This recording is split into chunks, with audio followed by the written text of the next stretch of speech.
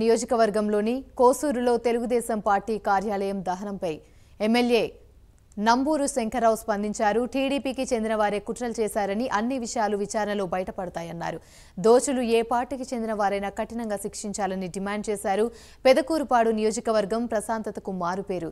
తెలుగుదేశం అభ్యర్థి భాష్యం ప్రవీణ్ వచ్చిన తర్వాత దాడులు, దౌర్జన్యాలు పెరిగాయని ఆరోపించారు. రాత్రి తెలుగుదేశం పార్టీ పందిరి తగలబడింది. మరి అది వాళ్ళే తగలబెట్టుకొని వైసీపీ మోకులు తగలబెట్టారని చెప్పి ఆరోపణ చేయడం జరిగింది. మరి రాత్రి 11:30 దాకా కూడా జనం ఉన్నారంట. అక్కడ 5 నిమిషాల్లో జనం వెళ్ళిపోయారు. దాంట్లో ఉన్న బళ్ళు కానీ చైర్స్ కానీ ఏమైనా పక్కకి కట్టయిపోయింది. మరి దట్టంగా పడింది. ఒకసారి గమనించాలి. మరి దాని మీద డిపార్ట్మెంట్ కూడా ఇన్వెస్టిగేషన్ చేసి ద్రోహులని కఠినంగా శిక్షించాలి. దీంట్లో ఎటువంటి భేదం లేకుండా కూడా ఎవరైనా సరే ఒకళ్ళు వాళ్ళే చేసుకొని మా పార్టీ మీద నెపం వేయడం ఎంత దారుణం అంటే, మొన్నే రీసెంట్గా దండకోటలో మా పార్టీ ఆఫీస్ తగలబెట్టారు. పట్టణం ఉదయం పూట 9ంటికి తగలబెట్టి రెడ్ హ్యాండ్గా దొరికారు వాళ్ళిద్దరూ. తెలుగుదేశం కార్యకర్తలు వాళ్ళిద్దరు కూడా దొరికి వాళ్ళని ఇప్పుడు కూడా బెయిల్ రాలేదు. రెడ్ హ్యాండ్గా దొరికారు. నువ్వు ఎవరు తగలబెట్టారో తెలియకుండా వైసీపీ మూకలని చెప్పి మాట్లాడుతూ ఉండవు. అది మరి నీ విజ్ఞతకే వదిలేస్తున్నా.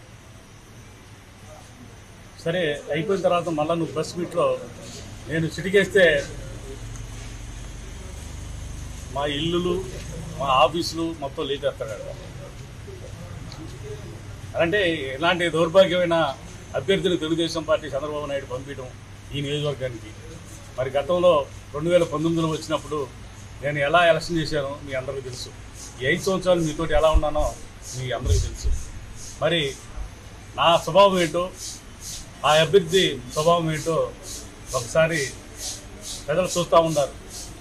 వచ్చిన రోజు నుంచే గొడవలతోటి ఏదో ఒకటి ఇక్కడ మరి భయభ్రాంతులు చేసి ఈ నియోజకవర్గాన్ని మరి గెలవాలని తాపత్రయంతో ఉన్నాడు. నిన్న సభ కూడా అట్టర్ ఫెయిల్యూర్ అయింది.